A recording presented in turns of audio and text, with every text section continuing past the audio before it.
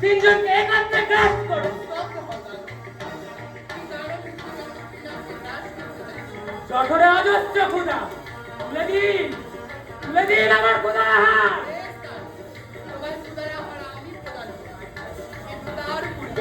এই মহাকারে পথ মুক্ত করো। আপনারা মুক্ত?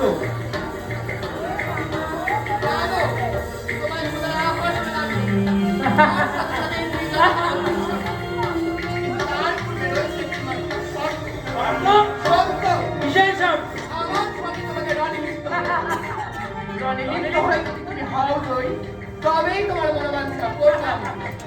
বেশ, তবে আসুন দেখি কত হয়।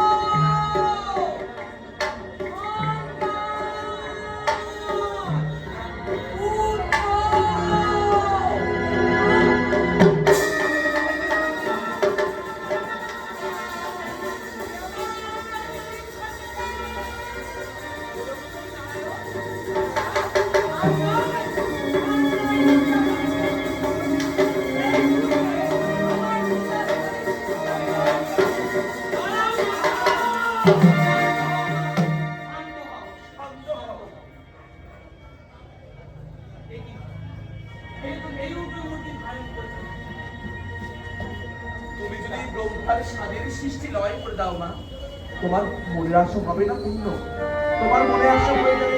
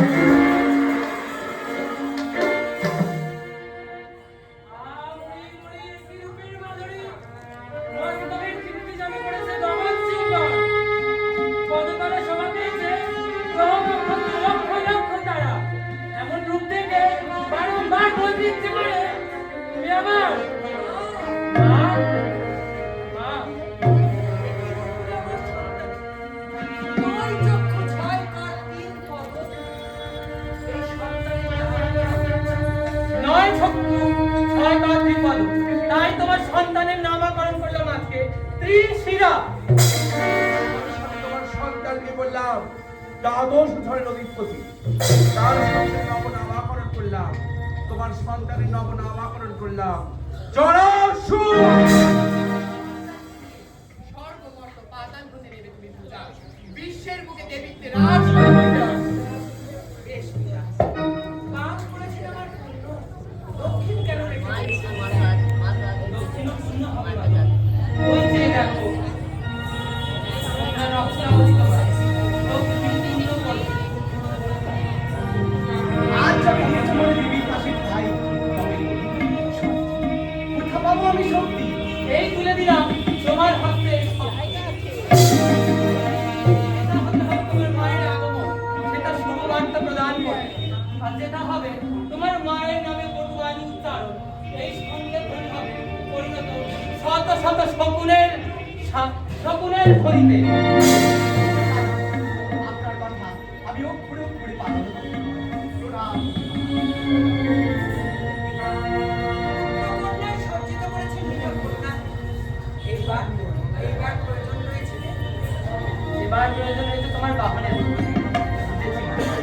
তাই তো বলি জগতের তুচ্ছ যে জীব, ওই বৈশাখ নন্দন গর্ভ, তার শীর্ষে আসন গ্রহণ করে তুমি গমন করবে সর্বত্র সর্বত্র। বলেছেন দেব, বাহন ক্রীড়া দেব দেবীরা হয় অসম্পন্ন। তবে অনুমতি দিন, আপনাদের অনুমতি নিয়ে মর্তের মুখে রওনা দিই পিতা। দাঁড়াও না, এই রূপে নয়, এই রূপ পরিত্যাগ করে শান্ত শীতল নীতিতে গমন করলে তুমি মর্তের বুকে না। এই না আর রূপ, যে রূপ দেখার সাথে সাথে মর্তের মানবরা তাদের কণ্ঠে একই নাম উচ্চারণ হবে, মা মা মা এই নাও মা। বাম কক্ষে স্থাপন করলাম এই সুশীতল বাণী এর দক্ষিণ ভাবলাম 64 কাঠ